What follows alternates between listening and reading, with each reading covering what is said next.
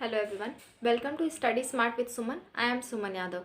आज हम पढ़ेंगे breathing and gaseous exchange chapter के नेक्स्ट टॉपिक के बारे में। आज का हमारा टॉपिक क्या है?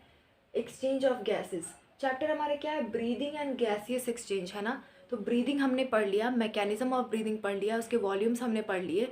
अब हम क्या पढ़ेंगे? गैसियस एक्सचेंज के बारे में। ठीक है, तो गैसियस एक्सचेंज मेनली कौन कौन सी गैसेस होंगी आपकी? 3 गैसेस होंगी आपकी। मेनली तो 2 गैसेस होती हैं, कार्बन डाइऑक्साइड एंड ऑक्सीजन। ठीक है, 2 ही चीज़ का हम एक्सचेंज यूजुअली पढ़ते हैं। कभी कभी कुछ और अदर गैसेज आ जाती हैं, जैसे कार्बन मोनोऑक्साइड कभी कभी गलती से आ जाता है, जो कि पॉइजनस होता है हमारे लिए। ठीक है, तो उसको थोड़ा सा देखेंगे। मेनली हम क्या पढ़ेंगे? कार्बन डाइऑक्साइड और हमारा ऑक्सीजन के बारे में। ठीक है, तो हमारा क्या होता है? एक्सचेंज ऑफ गैसेज ना 2 साइड पे होता है हमारी बॉडी में। 2 साइड पे एक्सचेंज ऑफ गैसेज होता है। कौन कौन सी साइड पे? एक होता है एल्वियोलाई पे और दूसरा होता है हमारा टिश्यू लेवल पे। देखो होता क्या है, हमारा ब्रीदिंग क्या होता है? सांस लेना, सांस छोड़ना, ब्रीदिंग है। लेकिन हमारे हर एक सेल को ऑक्सीजन की ज़रूरत होती है। हमारे सेल तक वो ऑक्सीजन पहुंचाना, वहाँ पे ग्लूकोज मॉलिक्यूल तोड़ के वहाँ पे एनर्जी प्रोवाइड करना, ये प्रोसेस होती है रेस्पिरेशन की। ब्रीदिंग और रेस्पिरेशन में आपका अंतर है।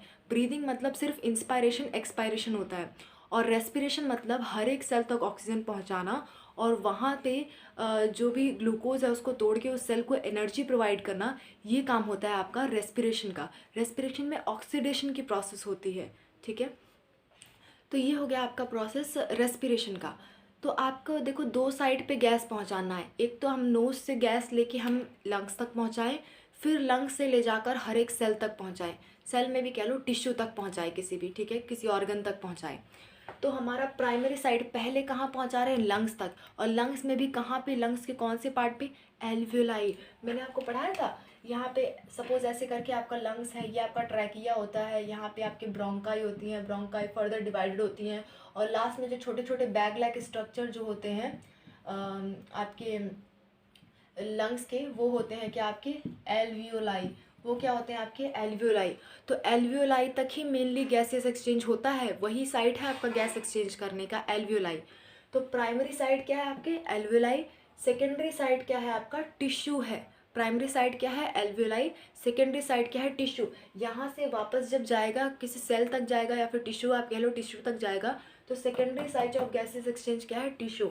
टिश्यू लेवल पे क्या होता है? यहाँ पे क्या हो रहा है? ऑक्सीजन आ रहा है, ब्लड के थ्रू ऑक्सीजन यहाँ पे आ रहा है, या फिर आप कह लो ट्रैक के थ्रू ऑक्सीजन यहाँ पे आ रहा है। ट्रैक के थ्रू, ब्लड के थ्रू नहीं, आपका रिस्पायरेटरी ट्रैक के थ्रू ऑक्सीजन आ रहा है और कार्बन डाइऑक्साइड वापस जा रहा है। ठीक है, फिर यहाँ से क्या होता क्या है? फिर यहाँ इस लेवल पे जो एल्वियोलाई है, वो आपका यहाँ से तो एयर आया। मैं एक डायग्राम बना के आपको समझाती हूँ, यही डायग्राम समझ लो। ये तो आपको याद हो गया ना, प्राइमरी साइड आपका एल्वियोलाई है, सेकेंडरी साइड टिश्यू है। तो मैं यहाँ मिटा के आपको बताती हूँ होता क्या है। देखो, ये आपके लंग्स हो गए, यहाँ पे आपकी नोज़ है, नोज़ है, इसको मान लो नोज़ है। ठीक है, यहाँ से एयर आई, आपके लंग्स तक एयर गई, उसके बाद आपके एल्वियोलाई तक पहुँची। एल्वियोलाई से फिर कार्बन डाइऑक्साइड वहाँ पे इकट्ठा है, वो आपकी फिर से बाहर निकल गई आपकी नोज़ से। अब यहाँ पे जो ऑक्सीजन आई है उसका फ्यूचर क्या है? उसके पास से एक ब्लड वेसल गुजरती है, उसके पास से ब्लड वेसल गुजरती है, उस ब्लड वेसल में एक्सचेंज होता है। ये एल्वियोलाई से कार्बन डाइऑक्साइड इसमें जाता है, सॉरी ऑक्सीजन इसमें जाता है एल्वियोलाई से, और कार्बन डाइऑक्साइड आपके वेसल से किस में जाता है? आपके एल्वियोलाई में। ठीक है, तो अब ये ब्लड वेसल में जो कि ऑक्सीजन आ चुका है, ये ऑक्सीजन अब जाता है आपके बॉडी में। इसको मैं अभी लास्ट में मैं आपको ये पूरी प्रोसेस समझाऊंगी, पहले मैंने जो लिखा है वो मैं आपको क्लियर कर लेती हूँ। ठीक है, ताकि मैं इरेज करके आपको समझा सकूँ। देखो, इसमें क्या होता है? Rate of diffusion. यहाँ पे क्या हो रहा है? डिफ्यूजन हो रहा है, मतलब कि एल्वियोलाई से निकल के ब्लड वेसल में जा रहा है, ब्लड वेसल से इसमें जा रहा है, तो डिफ्यूजन के थ्रू जाता है। डिफ्यूजन प्रोसेस पढ़ी हो, मतलब कि इसमें से इसमें जाना, जस्ट मेम्ब्रेन पास करके जाना, कंसंट्रेशन के बेस पे। डिफ्यूजन कैसा होता है आपका? पैसिव प्रोसेस होता है। डिफ्यूजन कैसा होता है? हमेशा पैसिव प्रोसेस होता है। ठीक है, इसमें कोई एनर्जी नहीं लगती, कंसंट्रेशन के बेस पे होता है। कंसंट्रेशन, जिसकी कंसंट्रेशन जहाँ ज़्यादा, वहाँ से ज़्यादा से कम कंसंट्रेशन की तरफ जाएगा वो। ठीक है, तो आपके रेट ऑफ डिफ्यूजन किस चीज़ों पे डिपेंड करती है? 3 चीज़ों पे डिपेंड करती है। पहला, सॉल्युबिलिटी ऑफ गैसेस, मतलब कि गैस कितना सॉल्यूबल है, कितनी आसानी से मेम्ब्रेन से पास हो जाएगा। दूसरा, थिकनेस ऑफ मेम्ब्रेन, ज़्यादा मोटी मेम्ब्रेन रहेगी जो पास होने वाली। यहाँ पे कौन कौन सी मेम्ब्रेन आएगी? देखो, लंग्स है, फिर यहाँ पे आपकी कैपिलरीज है और बीच में होता है बेसमेंट सब्सटेंस। तो यहाँ पे तीन में चीज़ें आती हैं, मैंने यहाँ पे लिखा है diffusion membrane consist of thin squamous epithelium of alveoli. यहाँ पे एल्वियोलाई की एपिथेलियम एक होगी, ठीक है, पहली मेम्ब्रेन। दूसरी होगी बेसमेंट सब्सटेंस। इन दोनों के बीच में ना एक सब्सटेंस पाया जाता है, बेसमेंट सब्सटेंस, बीच में कुछ होगा ना, तो बीच में जो भी है उसको कहते हैं बेसमेंट सब्सटेंस। उसके बाद आपकी जो ये वेसल है ना, वेसल, इस वेसल का जो इस वेसल की जो मेम्ब्रेन होगी वो भी तो आएगी। तो इस वेसल की मेम्ब्रेन को कहते हैं एंडोथीलियम। जो वेसल की मेम्ब्रेन होती है उसे कहते हैं एंडोथीलियम। ब्लड कैपिलरी क्यों लिखा है ये भी मैं आपको अभी बताती हूँ, ठीक है। तो ये तीन आपकी मेम्ब्रेन यहाँ पे आ रही हैं, तीन डिफ्यूजन मेम्ब्रेन। ये तीनों की थिकनेस जो होती है ना, लेस देन ए मिलीमीटर, 1 मिलीमीटर से भी कम थिकनेस होती है। जितनी ज़्यादा थिकनेस होगी उतना डिफिकल्टी होगा हमें डिफ्यूजन कराने में। तो डिफ्यूजन डिपेंड किस पे करता है, थिकनेस ऑफ मेम्ब्रेन पे, सॉल्युबिलिटी ऑफ गैसेस पे, प्रेशर और कंसंट्रेशन ग्रेडियंट। जितना ज़्यादा कंसंट्रेशन होगा उतना जल्दी जल्दी, मान लो इसमें ज़्यादा ब्लड वेसल में बहुत ज़्यादा कंसंट्रेशन है CO2 का, तो जल्दी से उसमें जाएगा, ठीक है, जल्दी से एल्वियोलाई के पास जाएगा ताकि जल्दी से हम सांस बाहर निकाल सकें। तो ये तीन चीज़ों पे आपका रेट ऑफ डिफ्यूजन डिपेंड करता है। और आपके डिफ्यूजन मेम्ब्रेन में क्या आया, thin squamous epithelium of alveoli. Alveoli की मेम्ब्रेन याद रखो, बीच में बेसमेंट सब्सटेंस और ये वेसल की मेम्ब्रेन, तीन चीज़ आपका बनाती है, ठीक है। मैं इसको एक्सप्लेन करूँगी अभी। देखो ये आपको समझ में आ गया। तो अब होता क्या है, मैं आपको ये थोड़ा सा मिटा के मैं आपको बताती हूँ।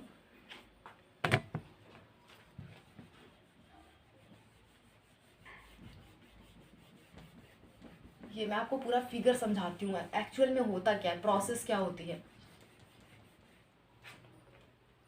होता क्या है, मैं पूरी सिस्टम को आपको जोड़ के बताऊंगी, ठीक है। देखो ये हमारी नोज़, ठीक है, ये समझ लो आप हो, ये आपका चेहरा है, ठीक है। यहाँ से गैस आई, कहाँ आई, ये आपकी ट्रैकिया है, ट्रैकिया है, ठीक है। यहाँ आपके लंग्स हैं, दोनों लंग्स तक आई गैस, नोज़ के थ्रू आपकी गैस लंग्स तक आई। लंग्स में क्या है, छोटे छोटे एल्वियोलाई हैं। लंग्स के अंदर जो बैग्स हैं छोटे छोटे जो कि गैसेस एक्सचेंज करवाते हैं, वो आपके क्या हैं, एल्वियोलाई हैं, ठीक है। एल्वियोलाई की जो लेयर होती है वो किसकी बनी होती है, स्क्वैमस एपिथेलियम, एक तरह का टिश्यू है स्क्वैमस एपिथेलियम, याद कर लेना आप, ठीक है। तो यहाँ पे आ गया। अब यहाँ से क्या होता है, एक ब्लड वेसल पास होती है। यहाँ पे क्या है आपका, हार्ट है, हार्ट है ना, यहाँ पे फिगर बना बना हो गया, काफ़ी है। देखो यहाँ पे आपका हार्ट है, ठीक है। आप जानते हो, मैं थोड़ा हार्ट नीचे बना के दिखाती हूँ, वैसे तो बीच में ही होता है पर मैं थोड़ा नीचे बना के दिखाती हूँ। ये आपका हार्ट है। हार्ट के 4 पार्ट होते हैं। ये होता है आपका राइट अट्रियम, ये होता है राइट वेंट्रिकल, ये आपका लेफ्ट अट्रियम, ये आपका लेफ्ट वेंट्रिकल, ठीक है। तो यहाँ पे क्या होता है, यहाँ से राइट वेंट्रिकल से कुछ वेसल्स जाती हैं लंग्स के पास, ठीक है, लंग्स के पास जाती हैं, ठीक है। फिर यहाँ से घूम के वापस से लंग्स के पास, ऐसे दोनों लंग्स के पास जाती हैं। फिर यहाँ से कहीं से घूम के वापस से किस में आती हैं, आपकी लेफ्ट अट्रिया में। मैं सिंप्लीफाई करके बनाती हूँ। देखो राइट वेंट्रिकल से जाएगी आपकी लंग्स तक, ठीक है। फिर लंग्स से होकर जो आएगी वो किस में आएगी, आपकी लेफ्ट अट्रिया में। कहाँ से जाता है, राइट वेंट्रिकल से लीवर लंग्स तक आपके जाता है। ये क्या लेके जाएगा, आपका डीऑक्सीजनेटेड ब्लड। क्या होता है, बॉडी से सारा का सारा डीऑक्सीजनेटेड ब्लड किस में आता है, आपके राइट अट्रियम में। डीऑक्सीजनेटेड ब्लड मतलब बहुत सारा उसके अंदर कार्बन डाइऑक्साइड है, कार्बन डाइऑक्साइड लेके ब्लड आता है किसके अंदर, राइट अट्रियम में। राइट अट्रियम से वो मूव करके कहाँ जाता है, राइट वेंट्रिकल में, ठीक है। राइट वेंट्रिकल से कहाँ जाता है, फिर लंग्स के पास जाता है। लंग्स में क्या होता है, एल्वियोलाई के साथ इसके अंदर कार्बन डाइऑक्साइड भरा हुआ है, बहुत ज़्यादा कार्बन डाइऑक्साइड भरा हुआ है, ठीक है। तो अब ये इसके पास लंग्स के पास गया, तो लंग्स के अंदर क्या आया था, ऑक्सीजन आया था। तो ऑक्सीजन इस ब्लड में आ जाएगा और ये वाले ब्लड का CO2 ये इसको वापस दे देगा। फिर यहाँ से वापस जब वेसल आएगी, दोनों लंग्स में यही काम होगा। फिर यहाँ से यही वेसल्स मुड़ के आएंगी, किस में आएंगी, लेफ्ट आर्ट्रिया में। लेफ्ट आर्ट्रिया में जब आएगा तो क्या होगा, इसके अंदर अब O2 प्रेजेंट है, O2 है। फिर ये वाला इसमें आएगा लेफ्ट वेंट्रिकल में, फिर यहाँ से पूरी बॉडी में चला जाता है, पूरी बॉडी में चला जाता है, बॉडी के हर एक सेल तक, यही तो करना था, हमें हर एक सेल तक ऑक्सीजन पहुंचाना था, यही काम करना था ना। तो क्या हो गया, ये हर एक सेल तक पहुंच गया, ठीक है।